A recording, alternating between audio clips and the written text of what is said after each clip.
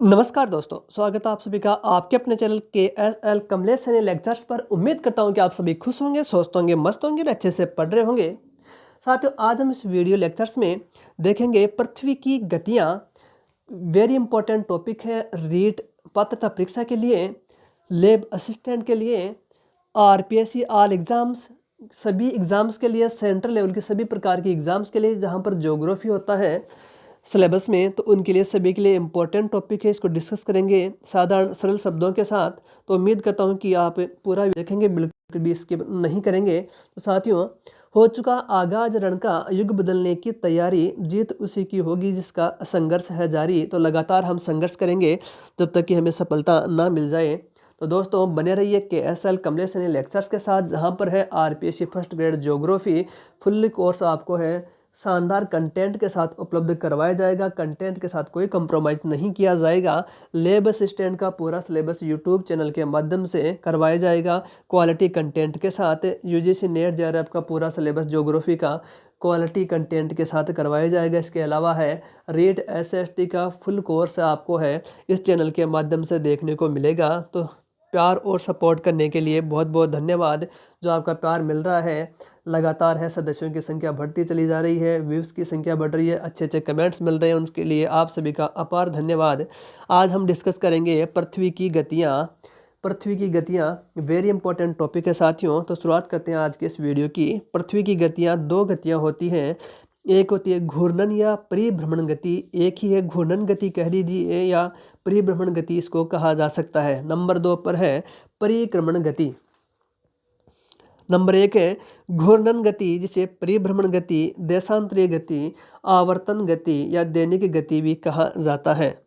पृथ्वी क्या करती है कि पृथ्वी अपने अक्ष पर है, पश्चिम से पूर्व की ओर घूमती है। पृथ्वी अपने अक्ष पर क्या करती है, पूर्व से पश्चिम की ओर घूमती है, जिसे पृथ्वी का घूर्णन कहते हैं। इसके द्वारा दिन रात बनते हैं। वेरी इंपॉर्टेंट, एग्जाम में क्वेश्चन पूछ लिया जाता है। इसके द्वारा क्या है, दिन रात बनते हैं। किसके द्वारा, हमारी जो पृथ्वी है उसकी घूर्णन गति है, इसके द्वारा दिन रात का निर्माण होता है, दिन रात बनते हैं। मौसम परिवर्तन होना, मौसम में जो परिवर्तन होता है किसके द्वारा होता है, पृथ्वी की घूर्णन गति के द्वारा। पवन में समुद्री धाराओं में परिवर्तन, जो पवन है समुद्री धाराओं में जो परिवर्तन देखने को मिलता है। ध्रुवों का चपटापन, की पृथ्वी है ध्रुवों पर क्या है, चपटी हुई है। जो पृथ्वी के दो ध्रुव हैं वहाँ पर क्या है, पृथ्वी थोड़ी चपटी है, अंदर की ओर धसी हुई। इस प्रकार से सेब के समान इसकी आकृति है, गोलाकार न होकर के पूर्ण रूप से गोलाकार नहीं है पृथ्वी। ध्रुवों पर थोड़ी क्या है, धसी हुई है, चपटी हुई है। तो इसका चपटापन किसके कारण से है, इसकी घूर्णन गति के द्वारा है साथियों। समुद्र में ज्वार भाटा का आना, जो टाइड आता है, ज्वार भाटा आता है समुद्र में, वह पृथ्वी की घूर्णन गति भी इस पर प्रभाव डालने का काम करती है। एक देशांतर को पार करने में 4 मिनट का समय लगना, यह भी पृथ्वी की घूर्णन गति के कारण ही संभव हो पाता है। यदि पृथ्वी रोटेशन नहीं करेगी, घूमेगी नहीं, तो जो 4 मिनट का समय लग रहा है वह ज्ञात नहीं हो पाएगा। नक्षत्र दिवस को देख लेते साथियों। क्या होता है नक्षत्र दिवस, सिडरल टाइम क्या होता है, एक देशांतर रेखा के ऊपर किसी नक्षत्र के उत्तरोत्तर 2 बार गुजरने की अवधि को नक्षत्र दिवस कहा जाता है। यह 23 घंटे 56 मिनट 4 सेकंड का समय होता है। वेरी इंपॉर्टेंट, एग्जाम में क्वेश्चन यहाँ से आता है साथियों। नक्षत्र दिवस की अवधि कितनी होती है, तो 23 घंटे 56 मिनट 4 सेकंड की अवधि होती है एक नक्षत्र दिवस की। क्या होता है नक्षत्र दिवस, एक देशांतर रेखा के ऊपर किसी नक्षत्र के, कोई भी नक्षत्र हो सकता है, उसके उत्तरोत्तर 2 बार गुजरने की अवधि, 2 बार गुजरने की अवधि क्या कहलाती है, नक्षत्र दिवस कहलाती है। बात कर लेते हैं सौर दिवस की। सौर दिवस, जिसे सोलर डे कहा जाता है, जब सूर्य को गतिहीन मानकर पृथ्वी द्वारा उसके परिक्रमण की गणना दिवसों के दिनों के रूप में की जाती है, तब सौर दिवस ज्ञात होता है। इसकी अवधि 24 घंटे होती है। सूर्य को हम गतिहीन मान करके पृथ्वी द्वारा उसके परिक्रमण की गणना दिवसों के रूप में करें, तब वह सौर दिवस कहलाता है। सौर दिवस की अवधि कितनी, 24 घंटे होती है। Very important. नंबर 2 पर बात करेंगे परिक्रमण गति, कह सकते हैं अक्षांशीय गति कह सकते हैं, वार्षिक गति इसे वार्षिक गति कहेंगे, अक्षांशीय गति या परिक्रमण गति इसे कहा जाता है। इसके अंतर्गत क्या होता है साथियों, ये पृथ्वी अपने अक्ष पर घूमने के साथ साथ क्या कर रही है कि पृथ्वी है अपने अक्ष पर घूमने के साथ साथ क्या करती है, सूर्य के चारों ओर भी चक्कर लगाती है और अपने अक्ष पर भी घूम रही होती है। कोई वस्तु अपने अक्ष पर भी मतलब कि घूम रही होती है और सूर्य के चारों ओर भी चक्कर लगाती है। इस प्रकार से स्वयं भी घूम रही होती है और सूर्य के चारों ओर भी चक्कर लगा रही होती है। पृथ्वी अपने अक्ष पर घूमने के साथ साथ सूर्य के चारों ओर दीर्घवृत्ताकार या अंडाकार मार्ग पर एक चक्कर लगाने में 365 दिन 5 घंटे 48 मिनट 46 सेकंड का समय लेती है। जो परिक्रमण गति है वह पृथ्वी है। परिक्रमण गति में क्या होता है कि पृथ्वी अपने अक्ष पर भी घूमती है और सूर्य के चारों ओर चक्कर लगाती है। किसमें, दीर्घवृत्ताकार या अंडाकार मार्ग पर है। तो एक चक्कर पूरा करने में समय लेती है 365 दिन 5 घंटे 48 मिनट 46 सेकंड का। पृथ्वी अपने अक्ष पर 23.5 डिग्री झुकी हुई है, जो सूर्य की कक्षा के सापेक्ष 86.5 डिग्री का कोण बनाती है। वेरी इंपॉर्टेंट है। पृथ्वी क्या है, पृथ्वी 23.5 डिग्री के ऊपर झुकी हुई है। इस प्रकार से पृथ्वी क्या है, 23.5 डिग्री पर झुकी हुई है और सूर्य की कक्षा के सापेक्ष 86.5 डिग्री का कोण है बनाती है।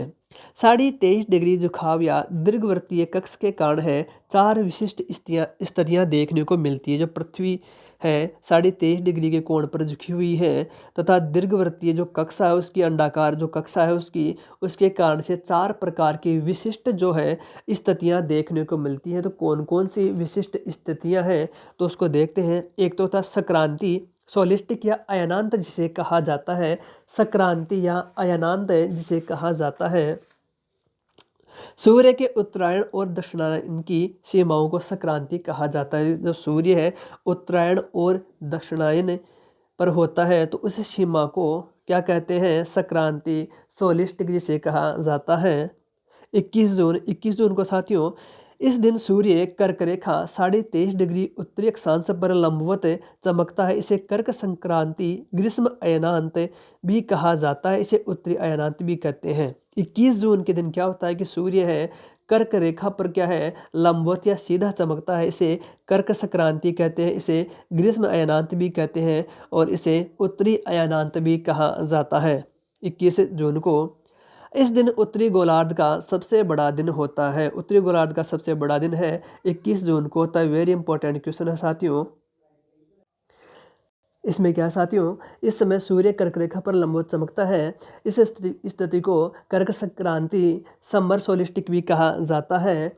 वस्तुतः 21 मार्च के बाद क्या करता है, सूर्य उत्तरायण होने लगता है। 21 मार्च के बाद क्या करता है, सूर्य क्या है, उत्तरायण होने लगता है। 21 मार्च के बाद सूर्य उत्तरायण होने लगता है एवं उत्तरी गोलार्ध में दिन की अवधि बढ़ने लगती है, जिससे वहां पर ग्रीष्म ऋतु का आगमन होता है। 21 जून को उत्तरी गोलार्ध में दिन की लंबाई सबसे अधिक होती है, तो वहीं दक्षिणी गोलार्ध में इस समय शीत ऋतु होती है। 21 जून को क्या है, उत्तरी गोलार्ध में तो क्या है, ग्रीष्म ऋतु है शुरू हो जाती है, गर्मी पड़ रही होती है। जस्ट अपोजिट क्या है, दक्षिणी गोलार्ध में यहाँ पर क्या है, शीत ऋतु देखने को मिलती है।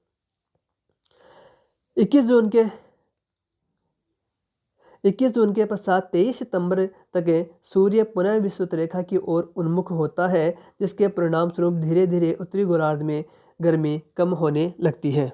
नेक्स्ट हम बात करेंगे 22 दिसंबर। इस दिन सूर्य मकर रेखा 23.5 डिग्री दक्षिणी अक्षांश पर लंबवत सीधा चमकता है। इस दिन दक्षिणी गोलार्ध में सबसे बड़ा दिन होता है। दक्षिणी गोलार्ध का सबसे बड़ा दिन है 22 दिसंबर को होता है। इसे मकर संक्रांति, दक्षिणी अयनांत या शीत अयनांत, विंटर सोलिस्टिक भी कहा जाता है। 22 दिसंबर को साथियों, 22 दिसंबर को क्या कहेंगे, मकर संक्रांति। इस समय सूर्य मकर रेखा पर लंबवत चमकता है। इस स्थिति को मकर संक्रांति, विंटर सोलिस्टिक कहा जाता है। इस समय दक्षिणी गोलार्ध में दिन की अवधि लंबी, रात छोटी होती है, दिन बड़े होते हैं। वस्तुतः दक्षिणी सूर्य के दक्षिणायन होने अर्थात दक्षिणी गोलार्ध में उन्मुख होने की प्रक्रिया 23 सितंबर के बाद प्रारंभ हो जाती है। 23 सितंबर के बाद क्या है, सूर्य है दक्षिणी गोलार्ध की ओर उन्मुख होता है, जिससे दक्षिणी गोलार्ध में दिन बड़े और रात छोटी होती है। उत्तरी गोलार्ध में ठीक इसके विपरीत स्थिति देखने को मिलती है। 22 दिसंबर के उपरांत 21 मार्च तक सूर्य पुनः विषुवत रेखा की ओर उन्मुख होता है एवं दक्षिणी गोलार्ध में धीरे धीरे ग्रीष्म ऋतु की समाप्ति हो जाती है।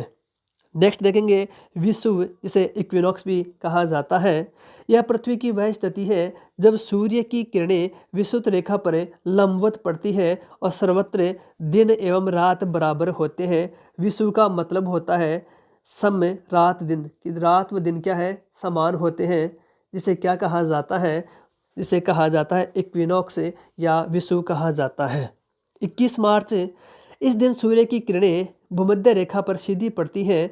इसे बसंत विषुव, स्प्रिंग इक्विनॉक्स या उत्तरी विषुव कहा जाता है। सभी जगह 12 घंटे का दिन व 12 घंटे की रात होती है। विषुव में क्या होता है कि विश्व में वे अवधि, वे दिन जहाँ पर 12 घंटे का दिन 12 घंटे की रात होती है। तो 21 मार्च को क्या होता है, इस दिन सूर्य की किरणें भूमध्य रेखा पर सीधी पड़ती है, जिसे बसंत विषुव कहा जाता है, उत्तरी विषुव कहा जाता है। इस दिन क्या है, 12 घंटे का दिन व 12 घंटे की रात सभी जगह पर प्राप्त होते हैं।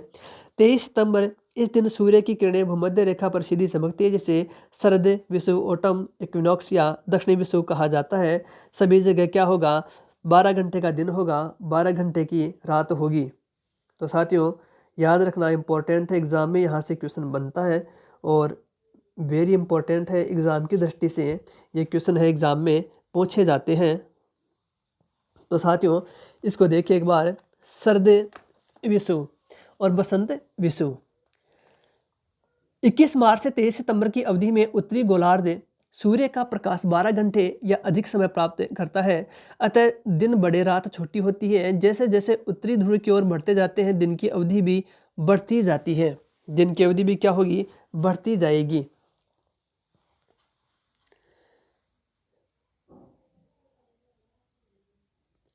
उत्तरी ध्रुव पर तो दिन की अवधि 6 महीने की होती है।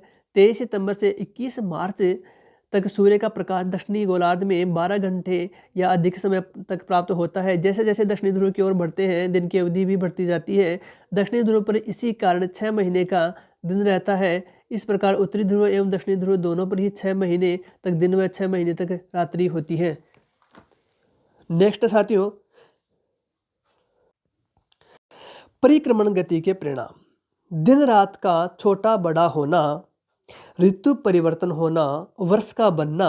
तो साथियों वेरी इंपॉर्टेंट, एग्जाम में पूछा गया क्वेश्चन है। पृथ्वी का अपनी अक्ष पर झुकाव तथा परिक्रमण गति दोनों के कारण से दिन रात का छोटा बड़ा होना, यह परिवर्तन होता है। दूसरा, ऋतुओं में परिवर्तन किस कारण से, पृथ्वी का अपने अक्ष पर झुका होना तथा परिक्रमण गति के कारण से, ये दो परिवर्तन देखने को मिलते हैं। वेरी इंपॉर्टेंट, दिन तथा रात का छोटा बड़ा होना तथा ऋतुओं का परिवर्तन। नेक्स्ट है, यदि पृथ्वी अपने अक्ष पर झुकी हुई न होती तो वर्ष भर क्या है, एक जैसा मौसम देखने को मिलता। एग्जाम में पूछा गया क्वेश्चन है कि यदि पृथ्वी अपने अक्ष पर झुकी हुई न होती तो कौन सा परिवर्तन हमें देखने को मिलता। तो पृथ्वी यदि अपने अक्ष पर झुकी हुई न होती तो वर्ष पर हमें एक जैसा मौसम ही देखने को मिलता। तो दोस्तों ये था हमारा वीडियो लेक्चर से जो वेरी इंपॉर्टेंट है सभी एग्जाम्स के लिए, पृथ्वी की गतियाँ। तो दोस्तों उम्मीद करता हूँ कि ये वीडियो टॉपिक आपको पसंद आया होगा, वीडियो लेक्चर आपको अच्छा लगा होगा। यदि वीडियो लेक्चर आपको अच्छा लगा तो इसे लाइक कीजिए, कमेंट कीजिए, अपने दोस्तों में शेयर कीजिए। यदि पहली बार चैनल पर विजिट कर रहे हो तो चैनल को सब्सक्राइब अवश्य कर लीजिए, क्योंकि आपका अपना चैनल है। उम्मीद करता हूँ साथियों कोई भी टॉपिक पर आपको वीडियो चाहिए तो आप कमेंट बॉक्स में जा करके कमेंट कर सकते हो। कोई भी क्वेश्चन हो, कोई भी क्वेरी हो, कोई भी आपका सवाल हो तो बिल्कुल कमेंट बॉक्स में जाइए और वहाँ पर अपना क्वेश्चन है टाइप कीजिए। आपको बिल्कुल है समुचित समाधान बताया जाएगा, आंसर जरूर दिया जाएगा। तो साथियों